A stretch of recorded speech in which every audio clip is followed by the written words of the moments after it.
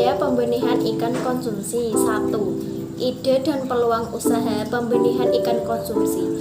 Kegiatan budidaya ikan saat ini merupakan salah satu usaha ekonomi produktif bagi masyarakat.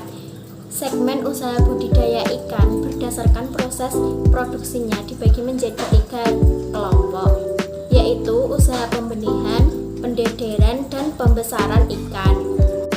2. Sumber daya yang dibutuhkan dalam pembenihan ikan konsumsi. Sumber daya yang dibutuhkan untuk mengembangkan usaha pembenihan ikan konsumsi adalah 1. Man atau manusia, 2. Money atau uang, 3. Material atau bahan, 4. Mesin atau peralatan, 5. Metode atau cara kerja, 6. Market atau pasar, 7. Information atau informasi. 3. Aneka produk ikan konsumsi antara lain 1. Ikan lele lokal, Claris batrachus. Lele lokal merupakan jenis ikan konsumsi air tawar dengan ciri-ciri sebagai berikut. Tubuh memanjang dengan kulit licin serta identik dengan warna punggung hitam dan warna perut abdomen putih keabu-abuan. Ikan nila. Ikan nila merupakan jenis ikan konsumsi yang hidup di air tawar. Ikan nila merupakan ikan hasil introduksi dari Afrika bagian timur pada tahun 1969. Ikan nila memiliki ciri-ciri sebagai berikut. 1. Berukuran sedang, sekitar 30 cm dari kepala hingga ujung ekor. Banyak ditemukan dengan ukuran yang lebih kecil ataupun besar, tergantung ketersediaan pangan di alam liar. 2. Memiliki duri di sepanjang tubuhnya, yakni di bagian jari dan sirip dubur. 3. Jumlah sirip pada ekor sebanyak 7-12 buah, dengan garis-garis tegak lurus.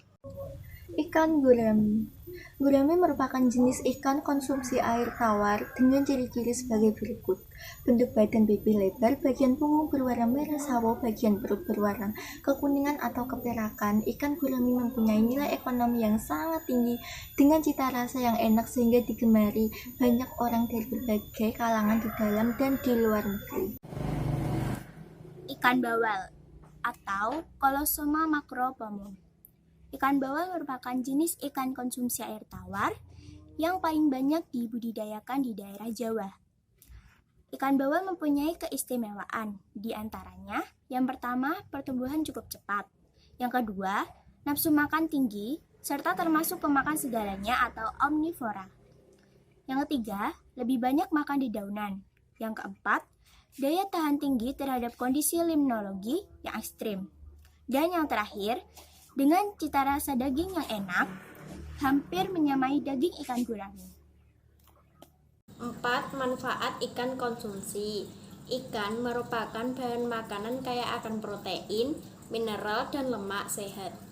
Selain itu, ikan juga mengandung asam lemak, omega 3, dan vitamin K yang sangat dibutuhkan tubuh. Ikan mempunyai manfaat antara lain 1. Mencegah penyakit jantung, 2. Menjaga fungsi dan kesehatan otak, 3. Mendukung kesehatan tulang, 4. Baik untuk penderita gangguan tiroid. Pengemasan produksi ikan konsumsi. 1. Metode tertutup. Pengemasan sistem tertutup, yaitu pengemasan ikan hidup dengan menggunakan tempat atau wadah tertutup. Udara dari luar tidak dapat masuk ke dalam media tersebut. Terdapat kelebihan dan kekurangan dari metode pengemasan tertutup. Kelebihannya antara lain 1. Media air dapat tahan terhadap guncangan selama pengangkutan. 2. Dapat dilakukan untuk pengangkutan jarak jauh. 3. Memudahkan penataan dalam pemanfaatan ruang selama pengangkutan. Kekurangannya antara lain 1. Media air tidak dapat bersentuhan dengan udara langsung. 2. Tidak dapat dilakukan pergantian air. Dan 3. Memerlukan kecermatan dalam memperhitungkan kebutuhan oksigen dengan lama waktu pengangkutan. 2. Metode terbuka, yaitu sistem pengemasan ikan hidup menggunakan media air yang dapat berhubungan dengan udara bebas. Metode pengemasan ini dilakukan untuk benih dalam jarak dekat yang tidak memerlukan waktu lama. Adapun kelebihan dan kekurangan dari metode pengemasan terbuka antara lain Difusi oksigen melalui udara ke media air masih dapat berlangsung. 2. Dapat dilakukan penambahan oksigen melalui aerator. Dan 3. Dapat dilakukan pergantian air sebagian selama perjalanan. Kekurangannya antara lain dapat menimbulkan stres pada ikan. 2. Tidak dapat dilakukan untuk pengiriman jarak. Pengertian promosi.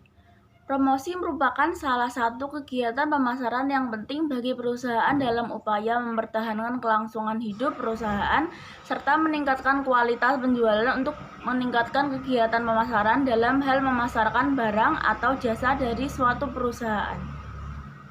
Tujuan strategi promosi penjualan dalam memasarkan sebuah produk, tak jarang para pelaku usaha mengadakan event-event khusus untuk mempromosikan produk unggulannya kepada masyarakat. Kegiatan tersebut sengaja dilakukan para pelaku usaha untuk mendukung strategi pemasaran mereka sehingga produk yang dimiliki semakin dikenal luas oleh semua lapisan masyarakat. Fungsi strategi promosi penjualan.